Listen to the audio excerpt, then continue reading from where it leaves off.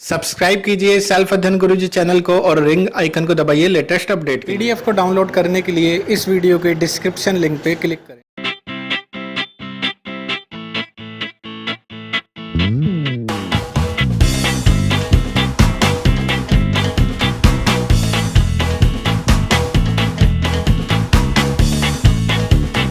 Welcome friends self अध्ययन पर। Last class में हमने सीखा था कि किस तरीके से हम वाउचर्स एंट्री मेंटेन करते हैं। तो यहाँ पे एक बिल्कुल नया कंसेप्ट हम देख रहे हैं, इन्वेंट्री। इन्वेंट्री के अंदर हम सीखेंगे कि हम किस तरीके से स्टॉक मेंटेन करते हैं। तो पहले तो हम इसमें बेसिक चीज़ें सीखेंगे कि ओपनिंग स्टॉक किस तरीके से मेंटेन करते हैं, एंड देन उसके बाद सीखेंगे कि हम किस तरीके से परचेजेज एंड सेल्स की एंट्री करेंगे डे बाय डे। तो यहाँ पर जो वीडियो है, आप इस वीडियो के डिस्क्रिप्शन लिंक से इसका पीडीएफ डाउनलोड कर सकते हैं, क्योंकि इसमें एक क्वेश्चन भी है जो हम नेक्स्ट वीडियो में देखेंगे। फ़िलहाल हम देखते हैं इन्वेंट्री के बारे में कि उससे रिलेटेड क्या क्या नेसेसरी चीज़ें हैं जो हम यहाँ पर यूज़ करेंगे। तो सबसे पहली बात आती है स्टॉक ग्रुप की। स्टॉक ग्रुप का इस्तेमाल आपको तब करना है जब आपका मल्टीपल आइटम्स का वर्क हो। जैसे आप गारमेंट्स के साथ साथ फर्नीचर का भी वर्क करते हैं, देन आप इलेक्ट्रॉनिक का भी है, तो आप वहाँ पे आइटम वाइज को मेंटेन करने के लिए ग्रुप बनाना आपके लिए नेसेसरी हो जाता है, जिसलिए आप स्टॉक ग्रुप के अंदर मेंटेन कर सकते हैं कि कौन सा आइटम किस स्टॉक में आएगा। फॉर एग्ज़ाम्पल हम यहाँ पर ले लेते हैं फर्नीचर। जैसा कि आपको बताया, यहाँ पे लिखा है नीलकमल और एशियन। अगर आपके कंपनी के ब्रांड के नेम आप डालना चाहें तो डाल सकते हैं, वो हम सब ग्रुप में पास करा सकते हैं। वो हम देखेंगे प्रैक्टिकली किस तरीके से। आगे चलते हैं गारमेंट्स। गारमेंट्स में भी आप अगर ब्रांड यूज़ करते हैं तो रेमंड्स एंड सियाराम। जैसे आपके पास शर्ट है और कोई रेमंड्स की है और कोई सियाराम की है, या कोई भी और अन्य आपका ब्रांड है, तो वो आप ले सकते हैं किस तरीके से। स्टेशनरी है, सैनिटरी आइटम है आपका, फ्रूट्स है, केमिस्ट है, टेलीकॉम है। तो इस तरीके से आप ग्रुप को मेंटेन करेंगे, जो हम प्रैक्टिकली सीखेंगे इससे नेक्स्ट वीडियो में। तो स्टॉक ग्रुप के बाद हम यहाँ पर बात करते हैं यूनिट्स ऑफ मेजर के बाद कैटेगरी की। स्टॉक कैटेगरी कि आपका जो आइटम है वो किस कैटेगरी में आता है। जैसे फर्नीचर की अगर बात करें तो आपका फर्नीचर लकड़ी में है या प्लास्टिक में है। कॉटन में आपका गारमेंट्स का अगर काम है तो कॉटन में है या सिल्क में है।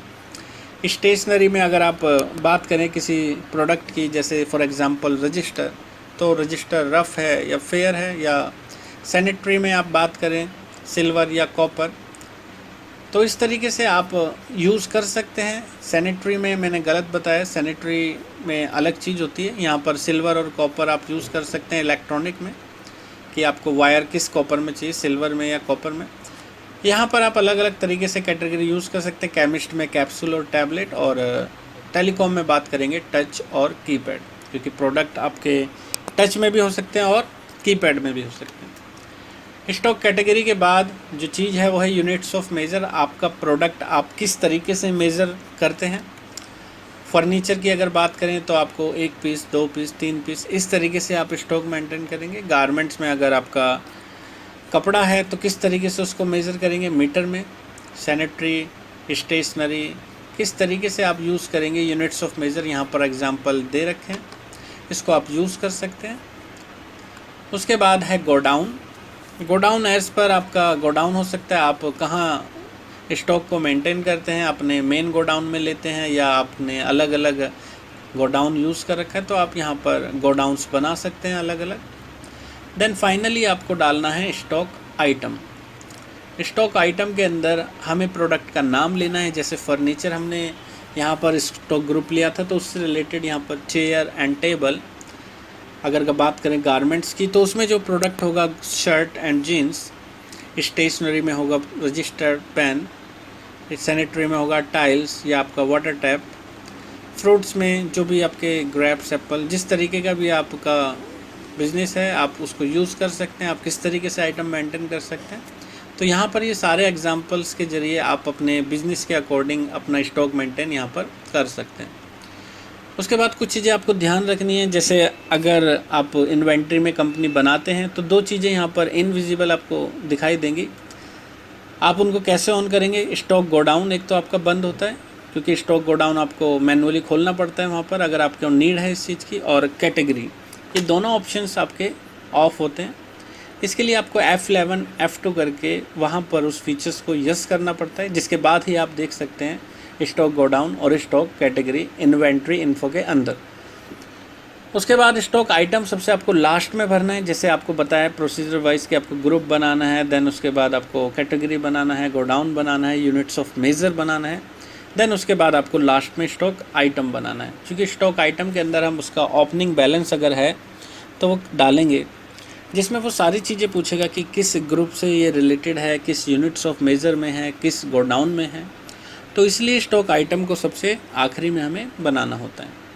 उसके बाद हम ओपनिंग बैलेंस अगर है तो स्टॉक आइटम में पास कर देंगे, इन्वेंट्री इन्फो के अंदर जाकर, स्टॉक आइटम के अंदर जाकर। और फाइनल जो स्टेप है कि हम उसको चेक कहाँ पे करेंगे, तो गेटवे ऑफ टैली पर आपको एक स्टॉक समरी नाम का ऑप्शन दिखाई देगा, जहाँ पर आप क्लिक करके उसको स्टॉक को मेंटेन करा जो आपने है वो देख सकते हैं। तो ये सब चीज़ें आपको ध्यान रखनी है जब आप इन्वेंट्री को मेंटेन करेंगे टैली के अंदर।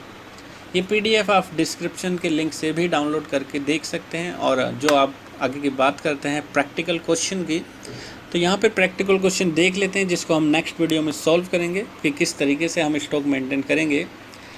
यहाँ पे क्वेश्चन दे रखा है कि maintain all details of item in mister Mehta telecoms following stock. जो मेहता का कुछ ओपनिंग स्टॉक है वो किस तरीके से आपको मेंटेन करना है इन्वेंट्री में। यहाँ पर 20 PCs Nokia Lumia 810 touch @19,500 Shahdara. तो यहाँ पर जो नोकिया लूमिया 810 है ये हमारा प्रोडक्ट का नाम है, यानी कि स्टॉक आइटम है।